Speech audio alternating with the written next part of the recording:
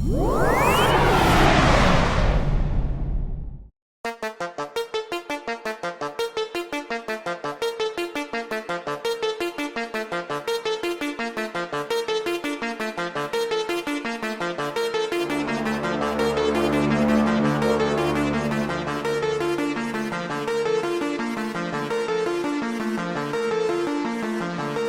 Hollywood, it's Paranormal Tonight. I'm Mark Summers, and now, here's your host, Dan Harary. Hello, everyone. Welcome to From Hollywood, it's Paranormal Tonight. I'm Dan Harary, broadcasting in living color from beautiful downtown Beverly Hills, California. This week is Contact in the Desert. Make sure you get out there and see us, and lots of major UFO, UAP, ET researchers, experts, authors, documentarians, scientists, etc. Contactinthedesert.com. Contactinthedesert.com. Tickets still available. Okay, my guest today is Steven Bassett. Steven is a political activist, disclosure advocate, and the executive director of the Paradigm Research Group. Founded in Washington, D.C. in 1996, Steven created PRG to end a government-imposed embargo on the truth behind extraterrestrial-related phenomena. Steven has spoken to audiences around the world about the implications of disclosure, the formal confirmation by heads of state of an ET presence engaging the human race. He's given well over 1,500 radio, podcast, and TV interviews. In 2013, his group organized and conducted a citizens' hearing on disclosure at the National Press Club in Washington.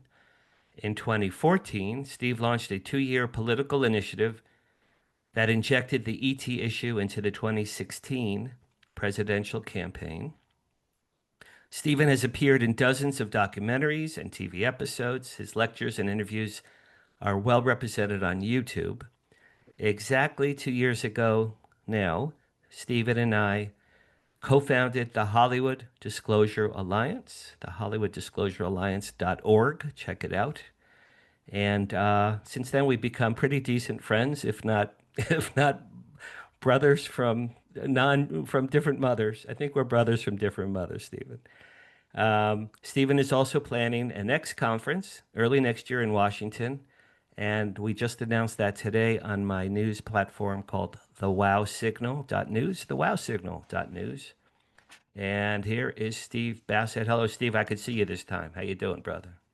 It's brother from another mother, Dan. That's what you got to Well, I almost said brother from another non-Jewish mother, but Yeah, my mother's would Jewish. that would be a further elaboration. It's good to see you, my friend. Yeah, it's good to see you. You look good. That's a good, you look sort of golden against the background there. You have a golden hue. Do you remember the Seinfeld? This is one of my favorites. Jerry sets up George with a girl. Yeah. And George goes, Jerry, does her cheeks, do they have a pinkish hue? Like this. And he goes, a pinkish hue? She's like, George, she's a girl. Does she have long flowing? He's like, George, he's like like he's George Clooney, right? Got it. So it was one of the greats. George Costanza should have gotten all the Emmys. I mean, he really was one of the great parts by Alexander, and he was somewhat underappreciated. I think he was amazing. Yeah, I wish I had that golden hue inside. That would be good. I need that inner golden hue, but I'm right now it's kind of a little fading. Well, we'll do some deli this week. Well, I know you just got to LA. We'll have some deli. We'll have some pastrami. You'll get your chocolate milkshake. Well, it'll be good. It'll come back. It'll be good. Okay, so just very quickly, where were you from originally? What did your parents do? What were your interests as a kid? Some of them. I'm from everywhere, Dan, because I was a military brat. Father was 30 years Navy. But for what it's worth, I was born in Vallejo, California, so I'm a Californian, always will be. That's kind of who I really am. Sorry, the rest of the country. But then we just moved, and I had the usual problems that military kids have, and that's one of the reasons that they typically at high numbers tend to also enter the military, is that there's no continuity in your life. You move from place to place. Friends just disappear. It's hard. You can't establish relationships like within a community that could develop interest. You're just moving, moving, moving. And that's without internet. Okay. All right. So I just, but there are a lot of perks that come. You live on the base sometimes and everything is cheap and you got the PX and all that kind of stuff. And that was my life from 1946 until I essentially left home in 1964, just before the Vietnam War began. In which case, I very quickly came to understand what it's like not to be, in the military or in a military family, as the world started changing profoundly right before my eyes, and off we went. Were you into the Beatles? Like, did rock music affect you at all? A little bit? Oh yeah, no, no. I liked all the music back then. I mean, the ones you would imagine I liked. Certainly the Beatles, but my real love was folk music and Baez and Dylan. That's what I really liked. But I could appreciate the Beatles. The White Album was incredible. Yeah. Some of the rock I couldn't get into, but I'm basically a folk music guy, and I'm still that way. On my number one channel that I use on Pandora is indie rock. And there's so many musicians out there you've never heard of that come up with some great stuff that doesn't blow you out of the room, and that's kind of where I am. Okay. All right. I think I've told you this, I was 10. I was 10 when the Monkees came on TV, and the Monkees changed my life. Literally the first episode of the Monkees, Stephen, I was 10. I'm watching, and they didn't play their instruments the first year of that show. And I watched Mickey Dolenz pretending to play the drums, and I just had a ding, and I heard in my ear, Danny, you got to play the drums. It was that simple. I stood up to my parents. At the time, I was playing classical piano. From 7 to 10, I was classical piano, and I was really good. I used to do recitals, but I hated it. I just hated it because my parents made me. So I go, Mom, I'm 10. Mom, Dad, I'm going to play the drums. No, no, no, I don't think so, Danny. No, no, no. You don't understand. I'm a drummer now. I'm a drummer now. No, no, no. You're not a drummer. No, no, no. I'm a drummer now. And I hawked them, Stephen. I hawked them. I hounded them for years. And then they got me my drum set for my bar mitzvah.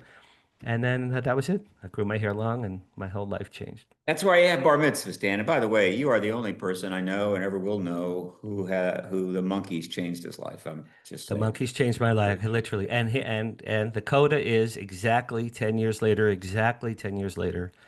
I'm at an Alice Cooper dress rehearsal because I have a famous cousin. I have a cousin who's a famous magician. I never told you this. My cousin Franz is a world famous magician. And in 1986, he was working with Alice Cooper to do special effects. So I'm at and I love Alice Cooper. I'm at an Alice Cooper rehearsal, 1986, private dress rehearsal with Alice Cooper, who I love. And I look to my right, Stephen, and Mickey Dolenz is standing right there next to me. And it was like a when you meet your heroes. I go, Yeah. Mickey Dolenz? He goes, yeah. I go, I'm Danny. I shook his hand. I go, I've been playing drums my whole life because of you. And he goes, that's cool, man. I hear that all the time. So, and then he and I became friends. Well, I know your life pretty well, as you know, Dan, and you have met an unbelievable list of people, I know, right? I I really have. mean, it just goes on and on and on and on.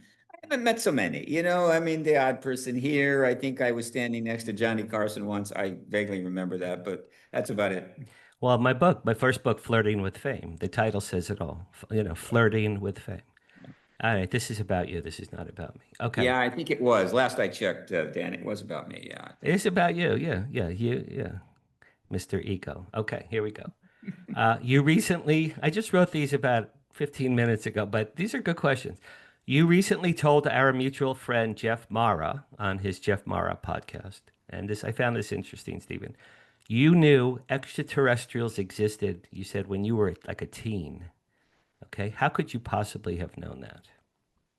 I didn't say that I could prove that extraterrestrials were here when I was a teen, Right, but I knew. right. And okay, fine. There are people that know a lot of things, right? They say, I know that, right? Uh, and that's fine. But I think what's notable, and the reason why I bring it up and mention it, is that the reason that I was convinced is I was reading various news articles. I was seeing this thing. This would have been in the I'm 10 years old and 56. As you go toward the end of the 50s, where the truth embargo wasn't really heavily underway. I mean, they were working on it. They were building the truth embargo. But so there were some reasonably good articles that turned up, particularly the one about the Betty and Barney Hill case, but others, I recall reading them. And based upon simple common sense, what I was reading said, well, of course, these are not humans. These are from elsewhere. And I would assume they were from another planet. Since I read a lot of sci-fi, I'm going, yeah, they're extraterrestrials. It was common sense. And the point that I'm making is that really, for almost all of the last 75 years, any reasonable person that is not biased, that is not under the sway of the government truth embargo's propaganda, just reading some reasonably good pieces about it could easily conclude that we have an ET presence on just common sense. And so the truth embargo, to succeed for 78 years, which technically it still has, though the game's almost up, is they had to overwhelm fundamental common sense on a day-to-day basis every year in order to prevent this thing, their little game, from falling apart. That's why I mentioned that. I like that. I like that. It was common sense. So you're 10 years older than me. You were 15, I think, when Betty and Barney Hill event happened. Do you remember reading about it when it was fresh news? I think the article came out, the article I saw in Look magazine, to be clear, I think came out a little later. Maybe the mid 60s, maybe. The A little event bit happened later. in 61. I think their story came out maybe in 65. Yeah, the story came out before the Look magazine article. So there was some stuff in play that I came across. I don't know how. And I just use it as one example. There were other things that were talked about. I actually remember seeing Donald Keogh on that program Oh, with, yeah. I forget the program he was on, and he's sitting there and he's this Marine pilot, and he's as serious as hell, and he's explaining all it's true. And I'm going, I believe this man. I cannot believe at that time in the 50s that a former Marine pilot, career and distinguished, is going to come out and concoct a bizarre story like that just to get some camera time and things like that, just add it up. And so, yeah, there's extraterrestrials here. But again, I'm not saying that other people don't have in common sense that have somehow missed it. You have to read certain things. You have to pay attention. I was a sci-fi buff, so that attracted me to certain articles. Right. But fundamentally, common sense was more than enough to realize we weren't alone back as early as the 50s and the 60s. But then the truth embargo really got underway, and then everything began to be questioned. Wasn't Kehoe on live TV and they cut the feed? Yep. That was him, right? It was Donald Kehoe. He said he At was some about point, he got to a point where he's going to say something, and I think if you research it, you can probably find out what it was, and that they did not want to hear, so they cut and it. they cut. I mean, I don't think it was 60 Minutes, but it was like a CBS News show. I think that was like 60 Minutes. At the Like time. it, yeah, and it's easy to find. It's actually on YouTube. That's another thing about why the truth embargo cannot last, is that even something like that, Donald Keogh saying, this is extraterrestrial on a show all the way back well, I think it was 52 when he came out. Well, it was 52, and then he did something else. It's up on YouTube. It was found. They found it somewhere. Once it got in play, it's shared. It's on YouTube, and so they can't run away from it. It's all there, right? But for most of that time, while that video may have been around, nobody really could see it. But the internet and YouTube and the new revolution now makes it all seeable, and so the truth embargo is just running into a 200-mile-an-hour wind now, and it should just give up. Give up, guys. Give up. Say, we got it. We're going to start getting it to you. The legislation is great. We're on board. Thumbs up and all that crap. But they're still not quite there. I watch YouTube as a channel. The only channel I watch is YouTube, because on YouTube, anything that I'm remotely interested in, old Ed Sullivan shows, UFOs and aliens, the Beatles, the JFK assassination, musician interviews, true crime, anything I remotely have an interest in is on YouTube. I think YouTube is a great thing. I love it. It's a great thing, but it is part of an extraordinary transformation underway. More and more people are leaving the networks even some of the cable news, Yeah. and so forth. They're leaving it, and they're getting their information on YouTube. In terms of news and everything that's going on, oh yeah, you can get it there. Okay, that's good. But YouTube is a free-for-all. It is a massive, almost infinite buffet of stuff. And so everything is there. And whatever one thinks about professional journalism, there was a time when, very smart people with substantial sums were triaging and vetting and providing an account of what's going on the nightly news and what have you. And people trusted that by and large, might have been more trustable then. And so there was a certain consistency to it. And that was probably a good thing. We've now swung the other way from the extreme opposite, where everything is in play, everything can be viewed as true, not true, and where we are now, and this is where the country is in a big dilemma, is that information of mass quantities is out there, but because it is not vetted so much, and it's much more difficult to assess sources and all that kind of stuff.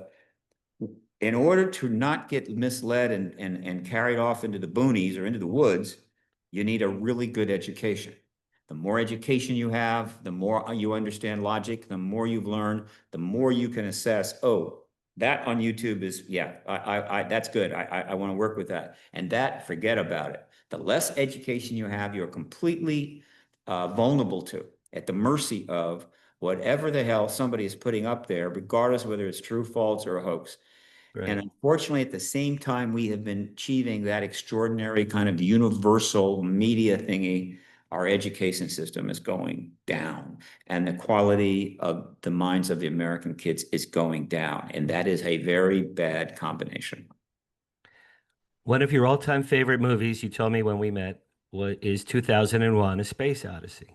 Sure. I watched it. I saw it when I was a kid. I didn't get it. I watched it last night in your honor. I watched it last night in your honor. In fact, when I watched it last night on HBO Max, I had commercial break, Steven. The first commercial break was our 30-second "Come to Contact in the Desert" promo spot. It was so funny.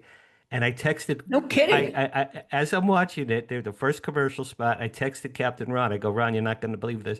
He goes, really? During 2001? He goes, oh my God, that's so incredible. It's perfect timing. It played twice in a row, in fact. And I hope that was, I hope that commercial spot has been up there for a while and being oh, it's been seen. running. Yeah, it's been running for 2 months. Yeah, it's been That's running a for 2 months. fantastic combination. That's going to get some people showing up at the Contact in the Desert. But of Uh, all, of all the, of all the shows, I mean, exactly 2001. Anyway, here's my question. uh, I watched it last night. I know how much you love it. I was underwhelmed by that movie. I really wanted to be amazed. I was not. What was it about that movie that amazed you so much when you first saw it? And I remember you were on a date with a beautiful girl, by the way. well, first of all, when did you first see 2001? I was probably 15, maybe. Okay, well, how did it affect you when you saw it the first time? Never, nothing. I'm like, what are all these chimpanzees he's yelling about? Okay, wait, you Nothing. were a classical pianist, drummer into the Monkees. I mean, I was a sci-fi guy. I read every sci-fi I could Right, get. Arthur Clarke. I know, I know. All Two right. So different what people. was it about that movie? And you saw it with a girl on the balcony. I think you remember. Well, yeah, it's a good story. Look, I when I say it's my favorite movie, what I really mean, because there's been some other movies that I guess you could say I loved more. I mean, they were just fantastic, right? And they're just wonderful. I kind of loved them, enjoyed them more. No, it is the movie, along with the two movies that have affected me the most in a sense of, well, in various ways, in different times for different reasons, are 2001: Space Odyssey and Oppenheimer. And the music had a lot to do with it. So these are my two, not so because they're my favorites, but because they're the most profound movies that have affected me, and they are incredibly profound movies. I don't care who you are. And so it's 1968. Eight. I'm in, Yeah. I'm in my second college, barely hanging on. Everything is going wrong. I've just switched to the college. I don't know anybody. I hadn't really, but I learned that 2001: Space Odyssey was coming to it with the huge Cineplex, the cinema, the way they call mega cinema in Tampa.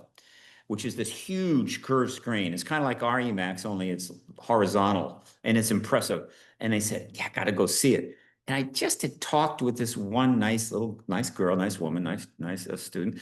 And I just asked her if she wanted to come. Her name was Reese. I hope you're still doing fine, Reese, and still around. God bless you. She was a music major and very religious.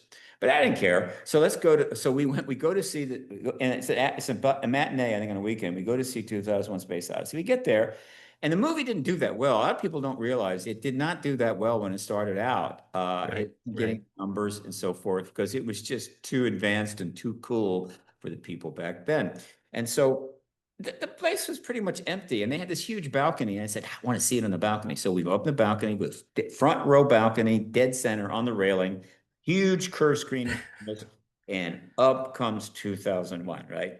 It's coming up. And as you know, after you get through the initial, it cuts pretty quickly into the scene of the early humanoids, the monkeys, right? I guess you could say, right into that instantly. And within seconds, I'm on the railing, right? My elbows are on the railing, my chin is there, and I'm staring at that movie. And this nice girl next to me might as well be on the other side of the planet. And I am fixed on this thing, and I'm utterly captivated. It was like a transcending thing.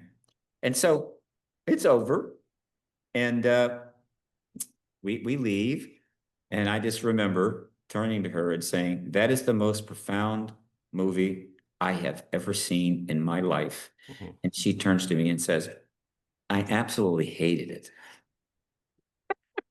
Sounds like most of the dates I've ever been on. Sounds like a very religious music major.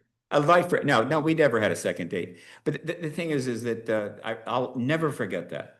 And then all these years later, 68, all the way to essentially 2020. I'm going to go. This was 2023. Dan, might have been early 24. What, Oppenheimer? You and I went to see Oppenheimer together. So this is like 20. This is like how many years later? It's like 47 years later. Yeah. You and I go to see Oppenheimer, which obviously, it's about the nuclear issue.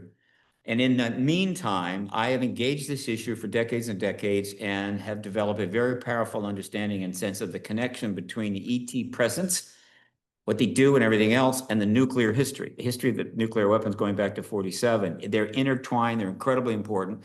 And so now I'm seeing this movie, and this, of course, is a very powerful representation of how that bomb was made.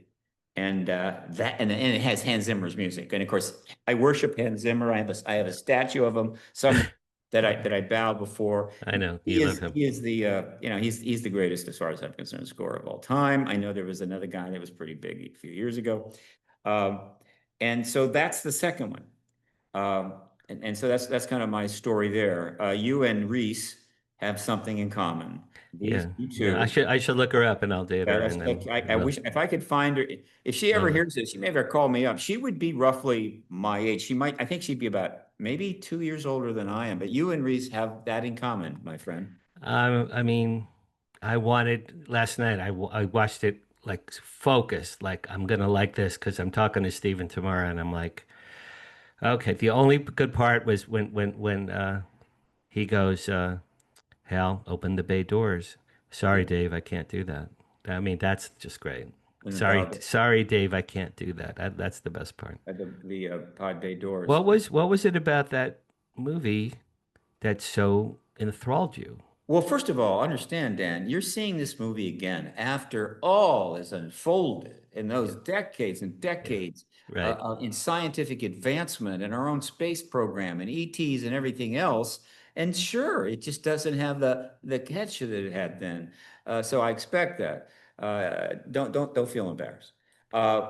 Boy,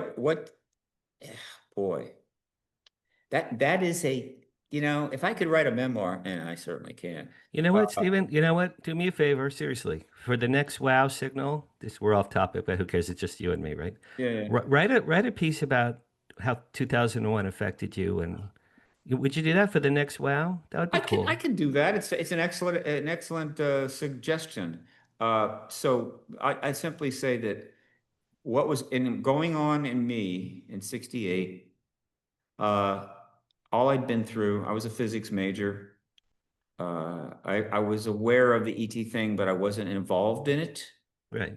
And I was very detached. I was a kind of detached person. Uh, the the regular world I found not particularly comfortable. Uh, but I knew that.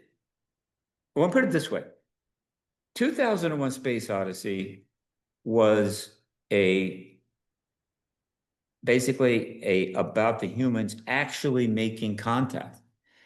And they did it in two ways. One, they discovered this monolith on the moon, which means there's ETs here. Of course, that's what Richard Hoagland's been trying to do for about 40 years, right? Right. And there may be stuff up there, and there is a supposed monolith on one of the moons and so forth.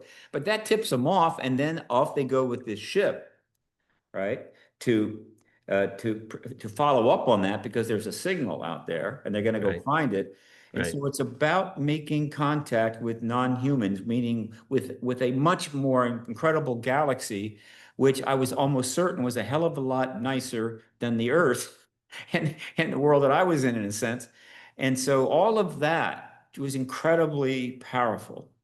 And so however I'm wired, and all the sci-fi books I read, it plugged in to my hard drive. It's like, great British poetry or whatever certainly never did, and quite a few other things. This plugged into my hard drive and connected.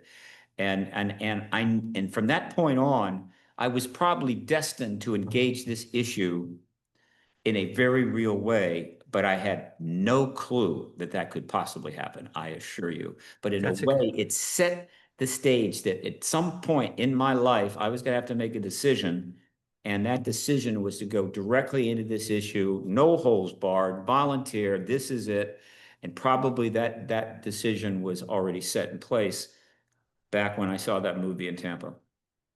That was your day one that led to where you are now. I think so. And And I'll bet it was a day one for a lot of people in a lot of ways. I am yeah, sure it was. I am sure a lot of people were affected, just like a very large number of people were affected by Close Encounters of the Fifth Kind and some of those yeah, I movies. So was, I was. Yeah, Close Encounters blew my mind. But that was fourth time. that for me, third kind.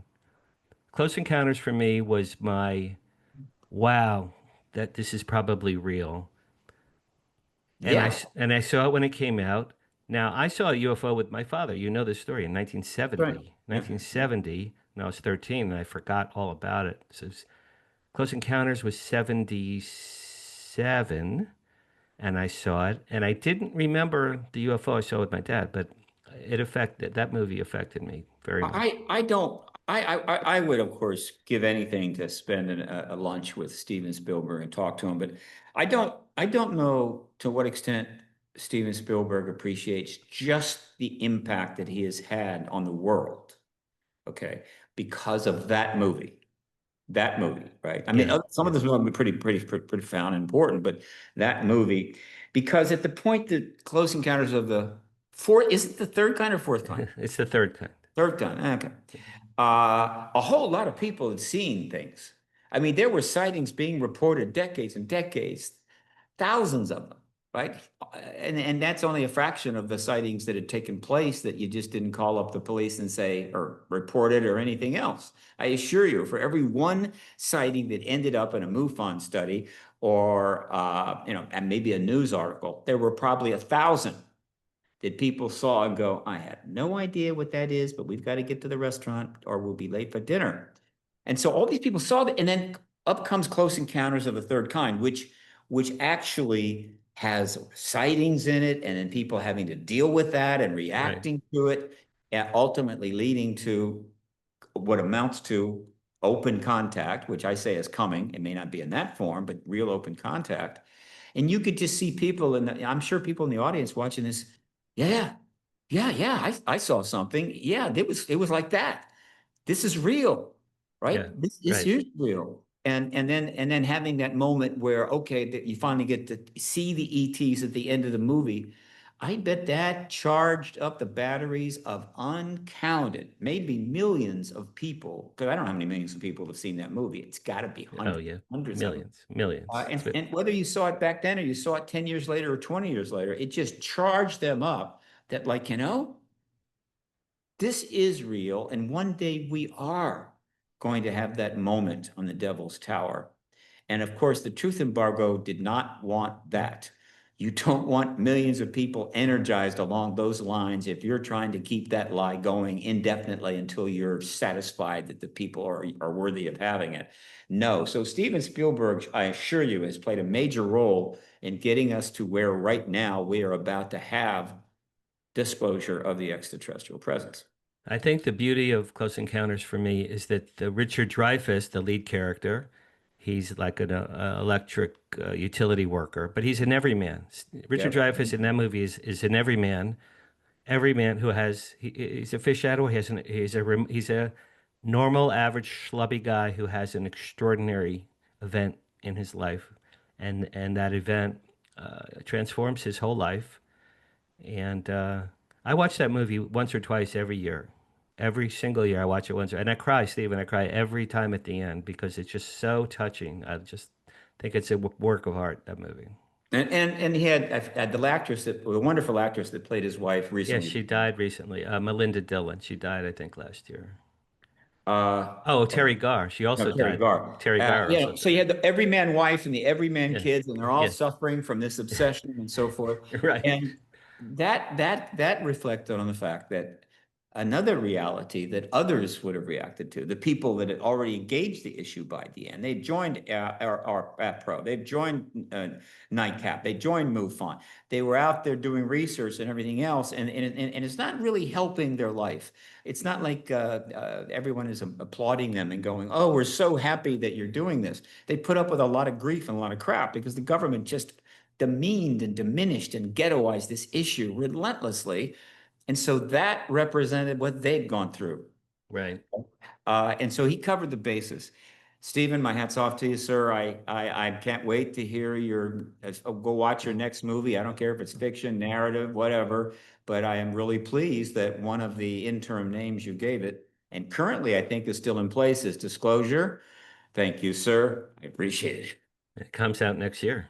Yeah. Yeah, I don't know if it's going to be named Disclosure, but the working title, which started out as The Dish, became Disclosure. And I gotta believe that was him sending a little message to us. I hear you. I know what you're doing. I know what you want.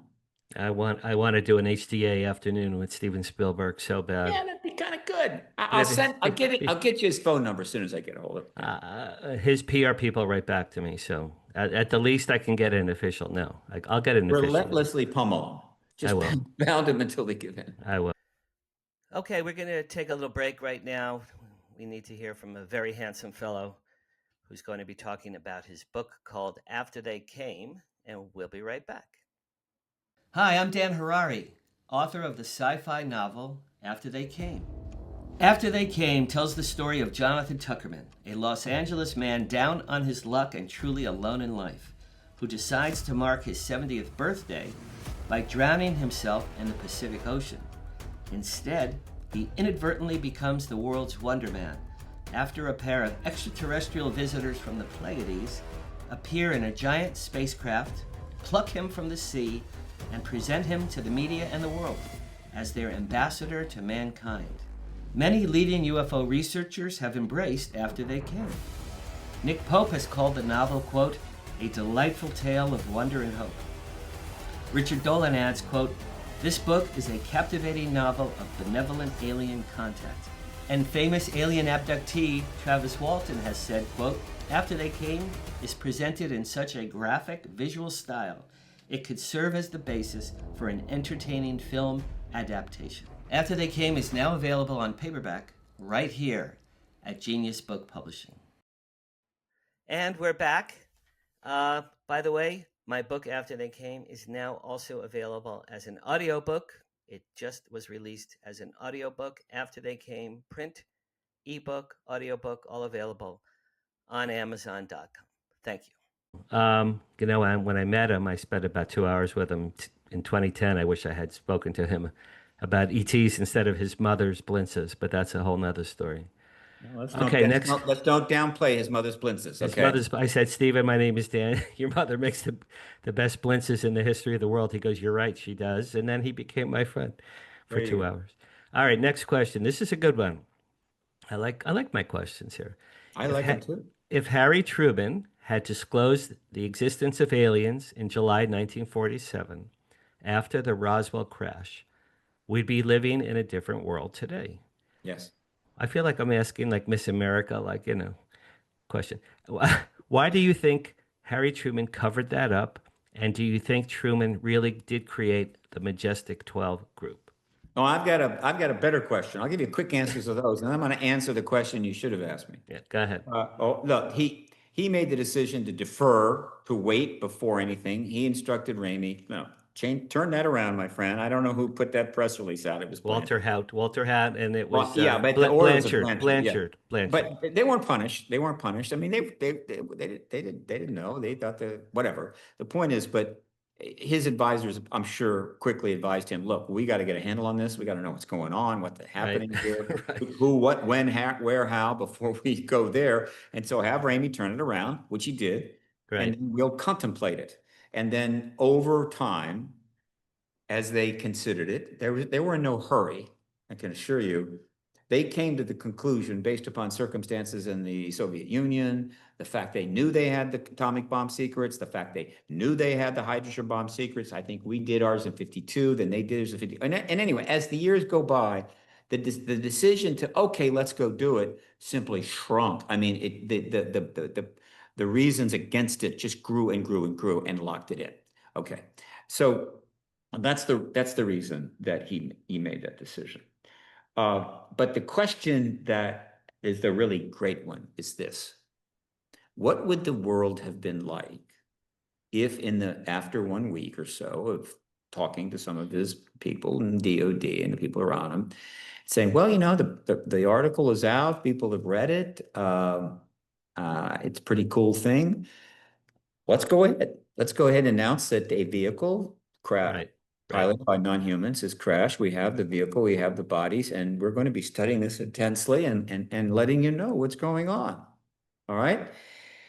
Historians are going to debate this question for 1,000 years. And the reason they're going to do that is this isn't just 78, a typical 78 years where somebody didn't do something and then you go down later and say, well, no.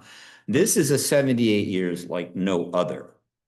This is the most extraordinary, profound, dangerous, bizarre 78 years. I don't care what happened during the Roman Empire when it fell or anything else. It's nothing compared to now. This is the 78 years. We went from being able to make, nasty war, but not too bad, to being able to basically obliterate all that we care about and take us back to the Stone Age. So and then so much else has happened. So this is a profound 78 years, and it may go badly.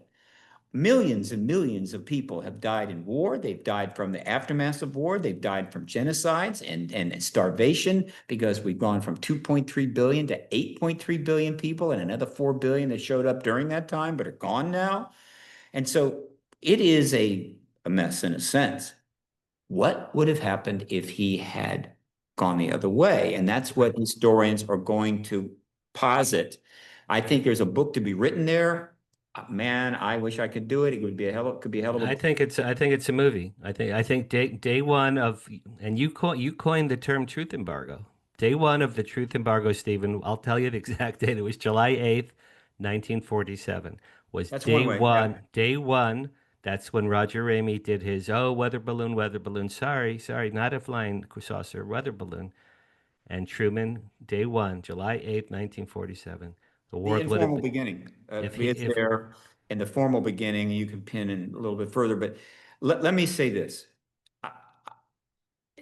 Who am I? I'm not a political scientist per se. I don't have any PhDs, whatever.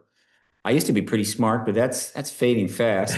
Uh, I am absolutely convinced that if Truman had simply announced that in 47, we would be living in an absolutely entirely different world, a profoundly different world on so many ways. right. You could not describe it. And I'm hoping some really smart people project this out and give us some ideas. I think it was one of the greatest mistakes it may be the greatest mistake in all of history, if not dropping the bombs, which I don't think was the greatest mistake because I don't think he needed to do the second bomb, by the way. well, whatever. One Yeah. bomb was enough to One bomb trigger. was enough. But the Yeah. second bomb was sort of like, ha ha, we'll do it again. What I think many viewers may not fully understand if they're not studying this issue night and day, the dropping of those bombs, one, two, didn't matter on humans, not Japanese humans, mostly women and children, and being vaporized, triggered a major change in the engagement agenda of the ETs from that moment forward. It wasn't like that before. It changed after that, and then it slowly manifested to be a massive deal. And so dropping those bombs, one could say, well, if you don't drop them, the understanding of ETs and the engagement might have been put off for a long time. I don't know. But it did do that. But the idea of what the world would have been like if we hadn't dropped them, this is a powerful thing. And I think it would have been a different world. It would have been much better. Many of the awful things that happened in this last 17 years wouldn't have taken place. And now, as we're getting to the point where, okay, finally, we do what we should have done in 47, we're running out of time.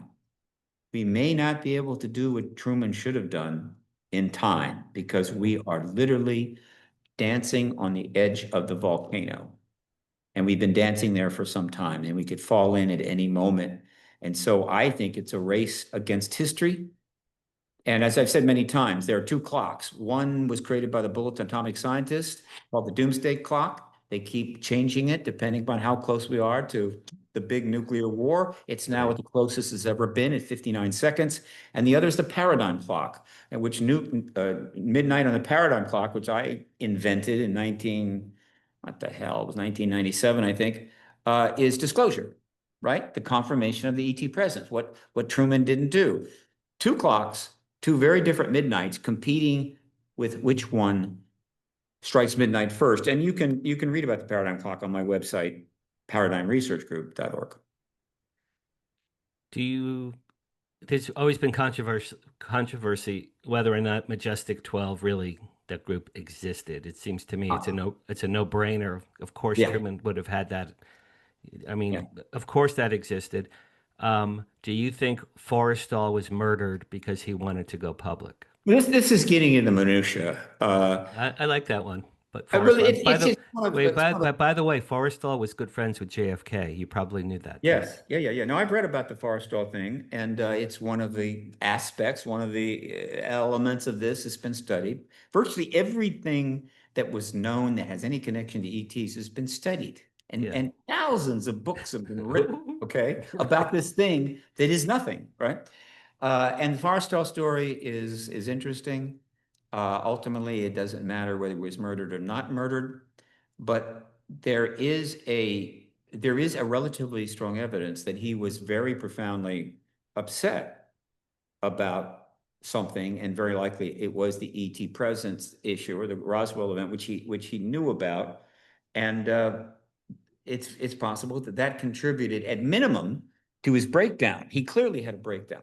And hey, look, given what he had just gone through in World War II, and now the ETs are here, and he knows. Well, his family said he may have been drugged. He was harassed. I don't think he really had a breakdown. I think what I've read is he's in the Majestic 12, and they're all like, yeah, we can't tell the world. We can't tell the world. Think about this poor bastard, Stephen. Like you're in a room of 12 super intense guys that all report to Truman, and you, the one guy, go, hey, why don't we just tell everybody? Why don't we just tell the world aliens are real? Oh, James Forrestal, you can't do that. And then they just hounded and beat him down and wore him down. I understand. I think that would make sense to me. I understand that, and there's a lot of stories like that. But in deference to his family and his descendants, I've read enough to know that it could very well have been a breakdown. Because of the combination of World War II and this and everything else. These were incredibly intense times, which would have led to him having to be in the Bethesda hospital. But he didn't. His family said he was pushed out the window, though. If his family says he was pushed out the window, if that is true, then he was murdered. Then the question is, murdered by? So I think one of the things that I look forward to post-disclosure, assuming they haven't destroyed too many of the history and the records and so forth in order to, defer having to account for it, though most of the people back then are dead now, Right. is that re-examination of all of these kind of side issues and side stories and running them to ground and getting a history there and finding out what really was going on in 47, 48, 49, and the creation of MJ-12. In other words, the history of the truth embargo is, nothing against Ken Burns, who did this incredible series about the Civil War, which was wonderful. Of course, they're all great. Baseball, jazz, sure. They're all great. All of But them. the advantage that Ken had is the government wasn't denying that baseball existed or war Jazz. happened, right? Yeah, And yeah, so you yeah. got all these books written about it and all that stuff to draw on, and he makes a great history. Well, I believe one of the most important streaming history series of all time, I don't know who's going to make it, is going to be the Truth Embargo. Truth Embargo, not Civil War, Truth Embargo. The story of how the government was able to maintain that embargo on the phenomena and what they knew, what they had, and everything else for 78 years. And counting. While the phenomena was manifest all the time, coming and going, the research was amassing and everything else. And that's one point. And the other thing is what was happening in government. What is the history of how they engaged it? What did they set up? What departments? How did they do the classification? Where was the research done? Who was involved? That history is as big as, and I don't think there's any history that compares to it, but unfortunately, so much may be lost because of the rise of classification and secrecy to an absurd level, and the ability to just get rid of stuff and shred and get rid of files and things like that. Of course, in the old days, you didn't have that. But I just hope that so much is still there that the historians and the filmmakers can come back and present to the future human race. This is everything, as we could gather, that happened between 1947 and 2000, I believe, 25, between the beginning of the modern era and the confirmation of the ET presence. And everyone can watch it and say, wow, what a hell of a 78 years that was. We should pitch that to Ken Burns. That's a fantastic. I'm ready to pitch it to whoever walks in the door. Any That is producer, call me, email. That is such a great idea. That is such a wonderful idea. It really is. You registered in Washington in 1996 as the first lobbyist to work through Congress toward official disclosure of non-human intelligence. What inspired you to do that? And it's almost 30 years ago. It is. Well, this is getting back to what I said. Let's assume that 2001 Space Odyssey planted a seed in my brain that was just kind of sitting there, right? It did. Yeah, clearly it did. It be fertilized. And that was 1968. From 1968 to 96. To 1996, really 1995, which was essentially 27 years. My life didn't work out. Okay. It didn't work out. You taught tennis for a while, right? I was a tennis pro and this and that. Do we need to, let's don't go into the details. Because everyone knows you as the disclosure guy. To see Steven Bassett playing tennis with your little white shorts and stuff, that would just be great. Again, not only did you bring it up, you're talking about the little white shorts, which is true, and I don't need that. I just think it's funny. Listen, there's nothing wrong with humor. Okay, well, anyway, It was good. They didn't go well. I mean, I had a really, really difficult 29 years. The one good thing about those 29 years is I didn't get into criminal behavior and I didn't get into drugs. Good I just got into, every sport or, sports and tennis and running and lifting weights and anything else that could just get my mind off the fact that it's not going very well. And at 49, I'd reached a point where, I just can't continue.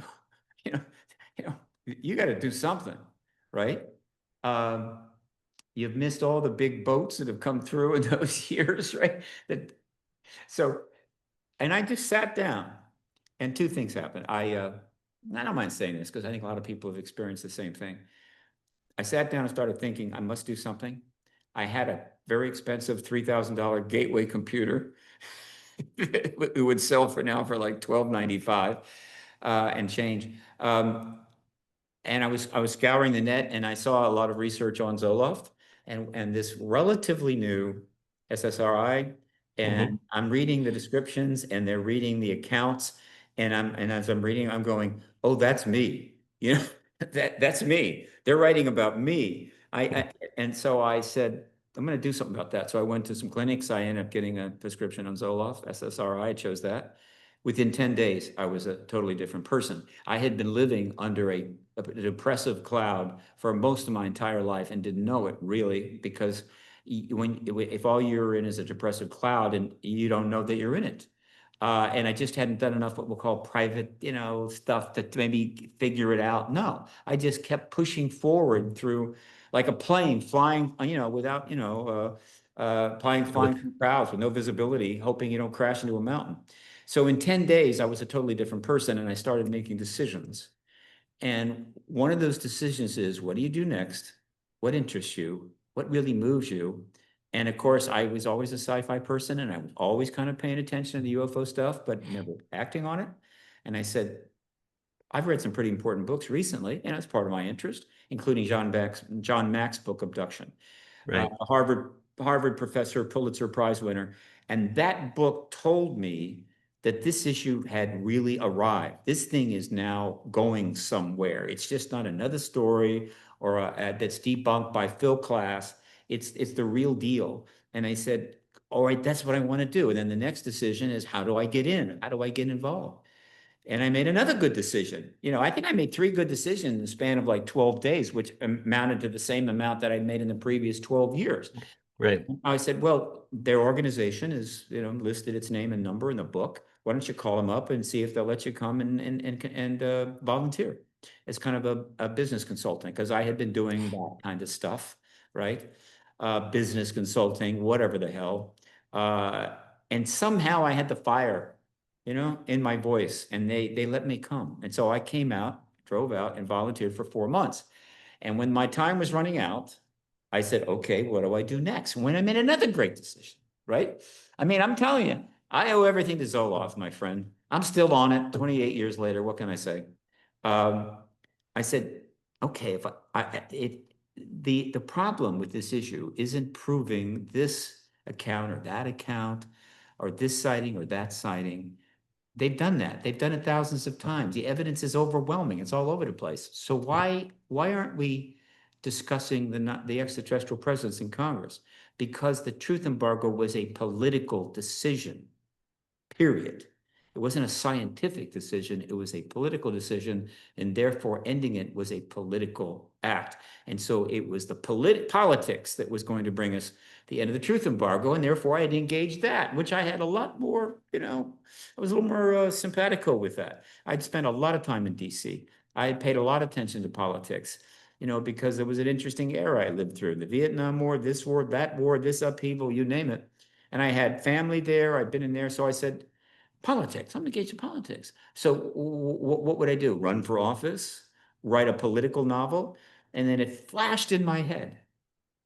Nobody has been stupid enough, silly enough, actually register as a lobbyist on the extraterrestrial issue. Who would do that?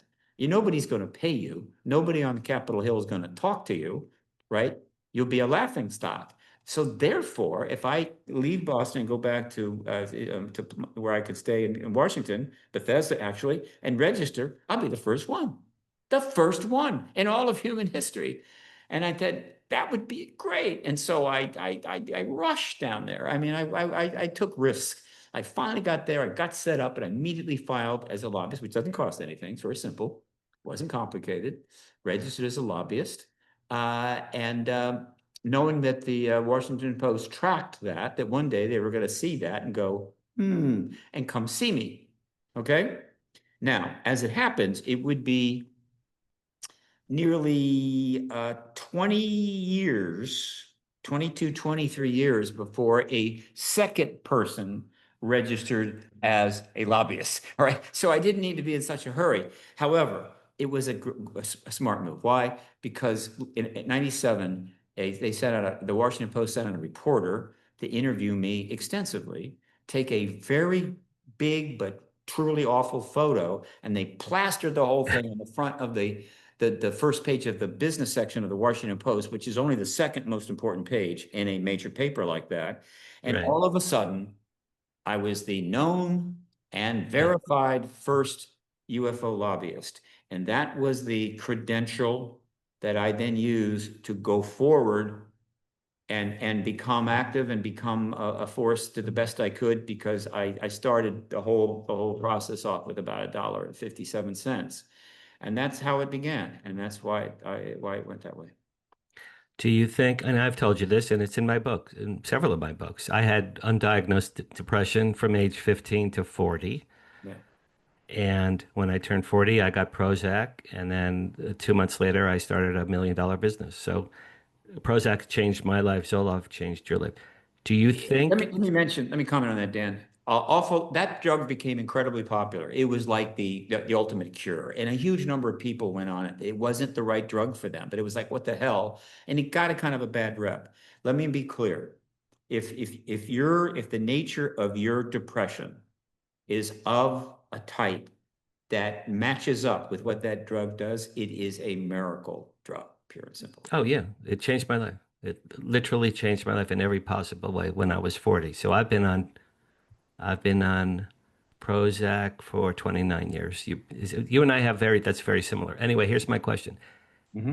Had you not been depressed, Stephen, had you not been depressed, or let's say by some miracle someone gave you Zoloft in 1968, the day after you saw 2001, you became undepressed at the age of 22, or however old you were then. Do you think you would have gotten into politics at an earlier age? You really have to go back further than that. If the science was there and I'd been able to get on Zoloft in high school, I graduated third in my class, uh, and I chose the wrong college to go to, but I went off to college on fire, and I just attacked it as a physics major. If I'd had that Zoloft, I would have run through my first my BS in physics. uh, I would have been very, very, very competent and qualified. I would have then gone on to a PhD in astrophysics. I was accepted to Michigan State conditionally after I graduated. I couldn't even believe they gave me a conditional, but I was a complete wreck and didn't even bother to go. I would have ended up an astrophysicist. Whether I'd have been a good one or a bad one, I don't know, but it would have been a productive, meaningful life of interest. I would have almost certainly had a family, wife, kids, the whole nine yards. I'd have been able to pay the bills. It would have been a completely different track if I had gotten on and had that advantage. Because I was put on lithium at once. Oh my God, that was awful. They just didn't have the tech. That's just the way it is. That's true Yeah. for millions of people. The medicine wasn't quite there, but if I'd had it in high school, I assure you, my life would have been completely different. And I can then do that, as you said. I can go forward 10 years and say, what if I got it then? What if I got it then? I would have had a lot of things that I don't have, and experienced a lot of things that most people experience that I haven't. But every time I get in that frame of mind, when I'm regretting this and regretting that, I quickly remind myself, if any one of those kinds of things had happened, that would have taken my life off into what would have been a more fun, maybe more interesting, more standard life, I would not have done this. I would have not have done this. All of that led to this. There is almost no chance I end up at 49 getting into this issue as it's starting to break out into the open because of the Rockefeller Initiative, and able to be involved in the most extraordinary thing in the history of the human race, even though it has been painful because I'm really awful at raising money. I wouldn't have done this. And so I cannot have a regret. It would be absolutely obscene for me to have a regret because that didn't happen and this didn't happen, because I got to do this. I didn't realize you would have been an astrophysicist. That's pretty cool, man. I had the makings of one. I could have been one, there's no Yeah. question. Yeah. But I basically, it was my second year of college. I essentially had a nervous breakdown. It all finally got too much. I just blew up. So there you go. Okay. That's a good story. That's a good story. So Steve Bassett, astrophysicist. That's pretty cool. Professor Bassett, I would And say. then and then today you'd be, instead of Travis Taylor, you'd be the guy at Skinwalker Ranch, right? I don't think so. I don't think so. Okay. All right. No. Why is disclosure so important? Oh, God. Just in 3 minutes. In 3 minutes. I could, In three I minutes. could I know you spend could do hours on three that one hours. question. Give me All three right, minutes. Why I'll is turn it on. disclosure? Okay. To my listen, I'm going to show this show to my mother. Danny, it's enough with the aliens. I've told you, my mother, Danny, it's enough with the aliens already. There's no alien. Why is disclosure important In to the fewest words possible, which means that any debunker just rip it to pieces. Well, I don't care. you know, The answer my if my mother, Steven, you're friends with my Danny. Tell him there's no aliens. I'm sorry, dear, but they really are, and Right. you should really tell him how incredible he is and take him to dinner. Look, the modern era of the UAP reality starts in 19 essentially 47. The modern era of the nuclear weapons race, the nuclear era, the nuclear weapons and the arms race starts at the same time. They are connected. Over those 78 years, the population of the United States has added 12.3 billion people in just that 78 years, of which 8.3 billion are still here, right? The world has grown to the world rather. And No. technology has taken us to places that we don't know what we're doing. Huge billions of people are suffering. We are headed towards all kinds of major calamities, but disclosure in which we finally are confirmed we are part of a much larger world with other entities who have had other lives, other civilizations, some of them engaging us now with potential for technology infusion that could solve many of our problems. Disclosure, for that reason, is the most important event in human history. And I can think of other reasons for that. And above all, it is the only thing that I can even remotely think is going to get us out of this mess before we go down. In other words, before we return to the Stone Age, before the amount of human suffering on this planet reaches proportions that stagger the imagination of the worst pessimist. And so, yeah, that's why it's the biggest event in human history. And it's even bigger because I can add that disclosure may be a necessary prelude to open contact.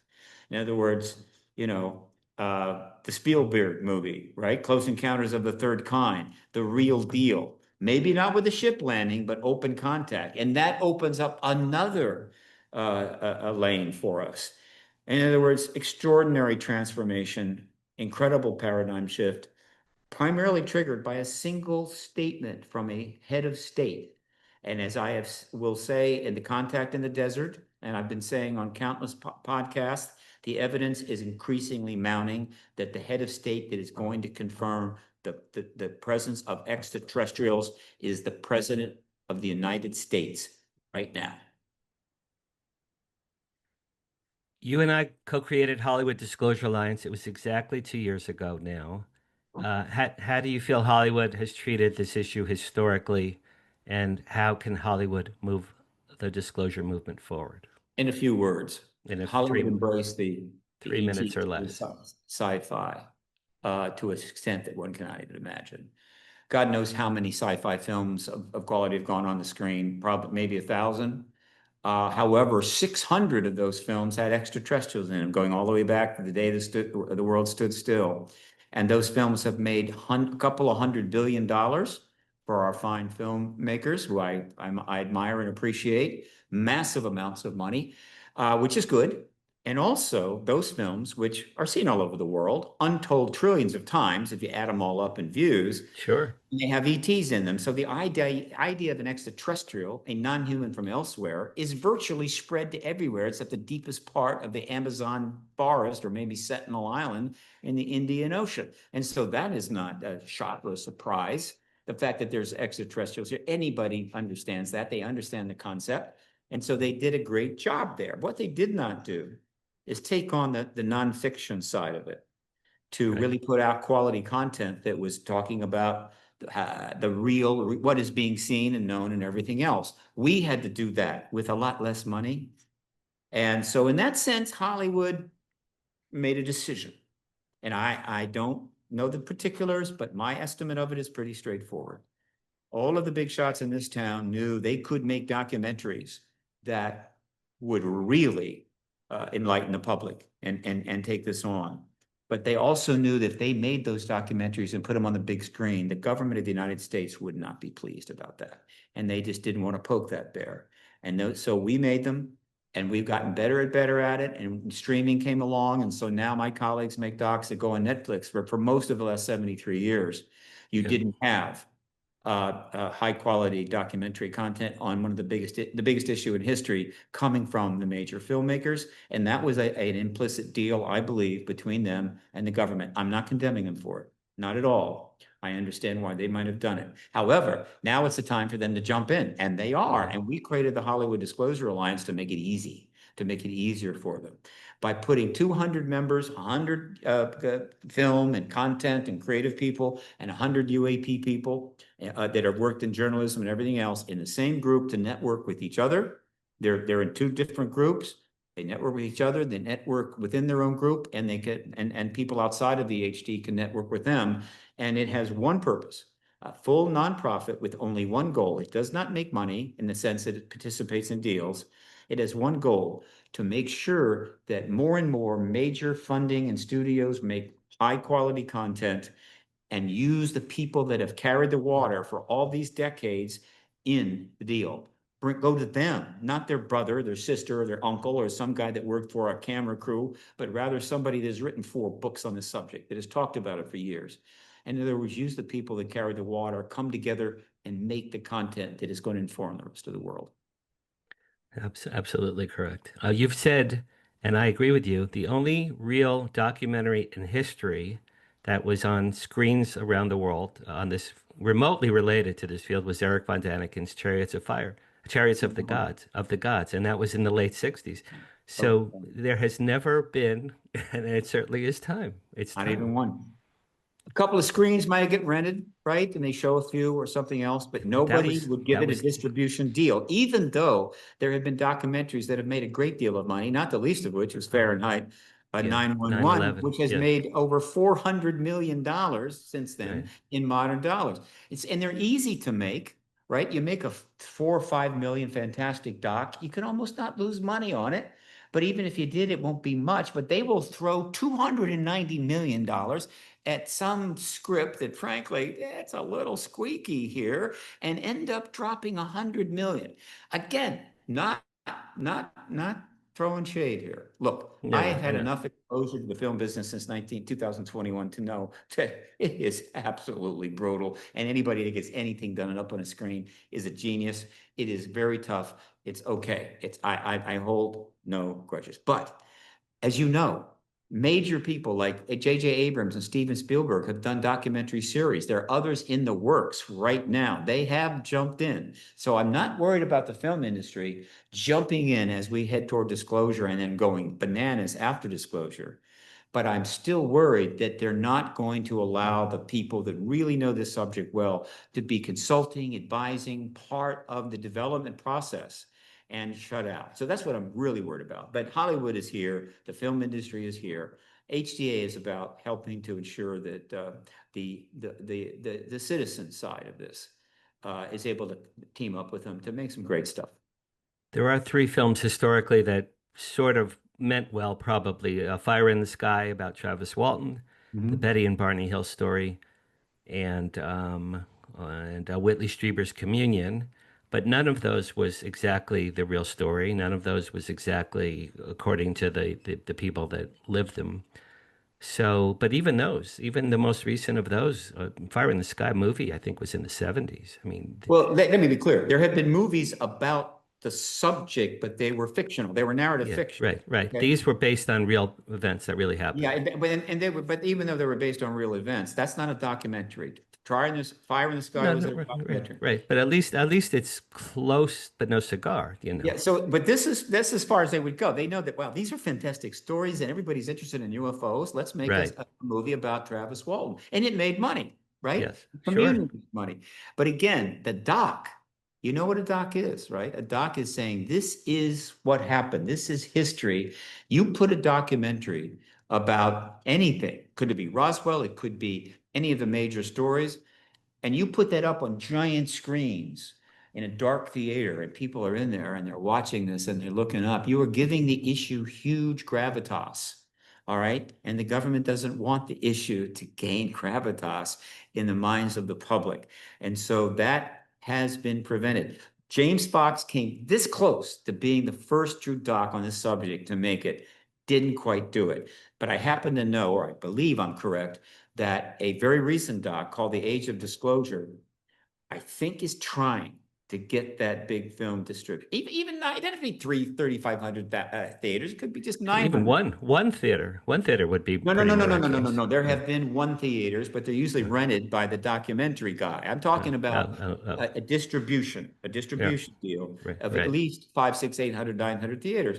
I think the Age of Disclosure is taking a run at it. I hope they make it, and if they do, they will be the first doc of that type ever. It will be an historical moment, and I damn well intend to be at the At the LA premiere. premiere. Maybe our friend Ron James, his new film, Accidental Truth, next. That's That's the next possible. one.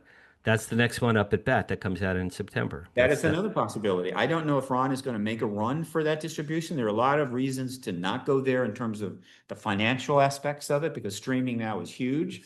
right. And I don't know if he really cares that much about having that legacy, but it's a candidate.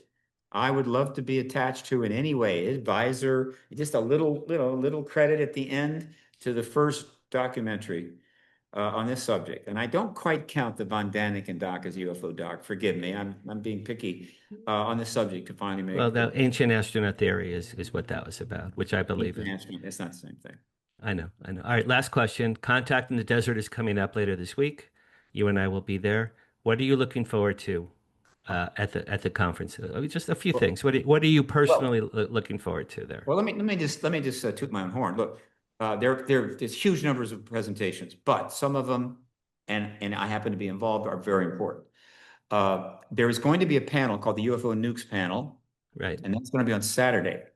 And for the first time, 3 of the first-hand SAC base officer witnesses to the shutdown of our nukes will be on the same panel: Robert Salas, Robert Jameson, and David Shindeli, along with Ross Coulthart and Danny Sheehan. It's the most prestigious panel, and Bryce Zabel, most prestigious panel I've ever moderated.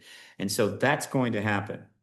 I'm trying to arrange a private meeting behind the scenes between those 3 witnesses and a number of individuals that I would like to give them the opportunity to talk quietly with them.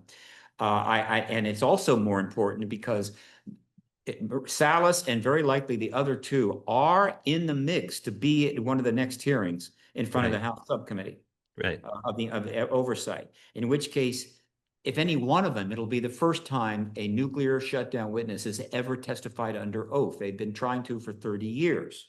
Okay. And so there's going to be a lot of that at the conference, including another panel I'm moderating, which is on,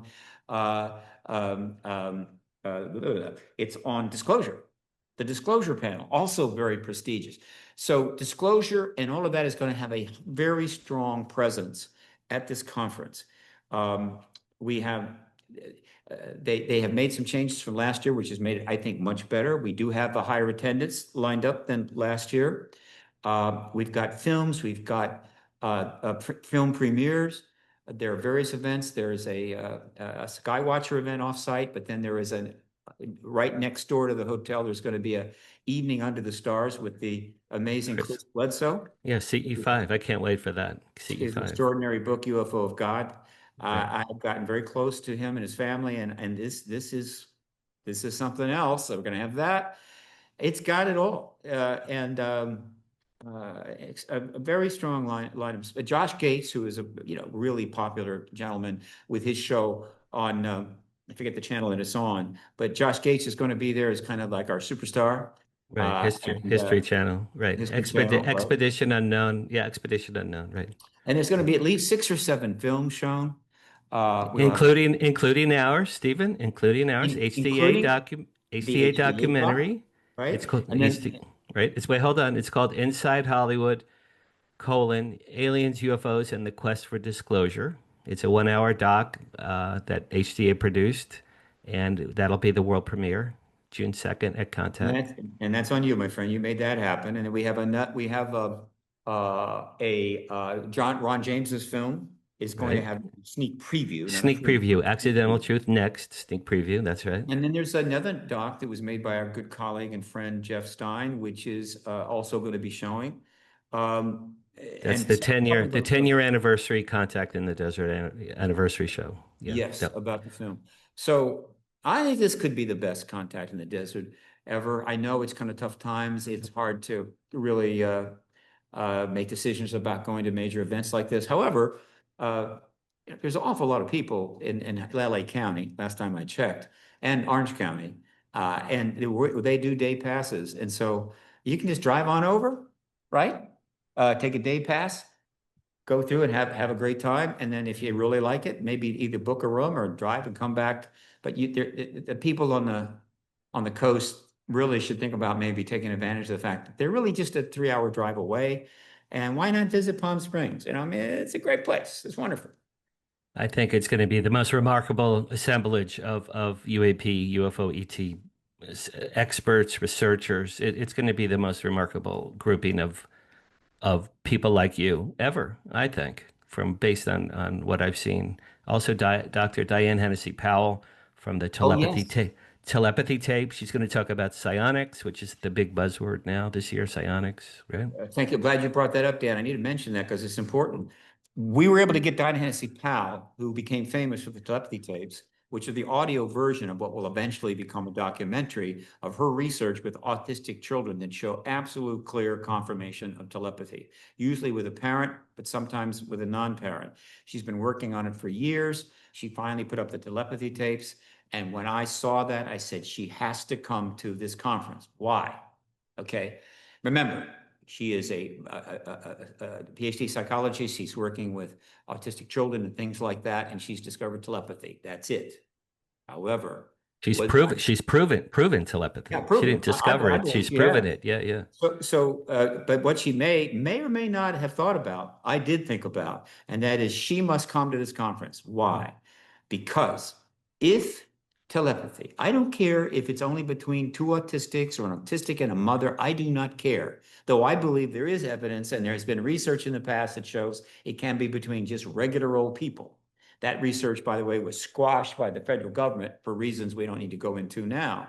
But if it becomes confirmed that it is actually real and positive, true, not that everybody can do it, but it can be done, then that, as far as I'm concerned, absolutely then validates the fundamental stories you've been hearing from hundreds of thousands of contactees. Why? Because every one of those stories, they say the ETs are telepathic. And that's one of the reasons why they're then shooed off, because that's nonsense, because telepathy doesn't exist. You're Right. making a story. Suddenly it's like, oh, it's true. And so that is going to elevate. Now, nothing will elevate the contactees more than disclosure itself, but the confirmation of telepathy also elevates them because it confirms that telepathy exists and their story is true and the ETs are telepathic. And that's a whole nother ball game. And so Diane Hennessy Powell is a major part of this conference, and I hope people come for that. If there's one reason to come, it's come to learn about this woman, meet this woman. You get a chance and realize she's on the cutting edge of what something is going to change history in an extraordinary way. I agree. I've had a few telepathic moments in my life that are in my book, My Paranormal Life. That's true. Steven, my brother, thanks, man. We're having that dinner party tonight, so I'll pick you up in a few hours. Hopefully. Just sit tight. I'm going to wrap up and then just sit tight when I click stop recording. That's it for this week. No show next week. Contactinthedesert.com. Contactinthedesert.com. Tickets still available. Thank you, Steven Bassett, my brother. And we both hope to see you at the show. Check it out. See you soon. That's it for this week. Dan Harary from Hollywood, Paranormal Tonight. Stephen, hold on one second. Thank you very much.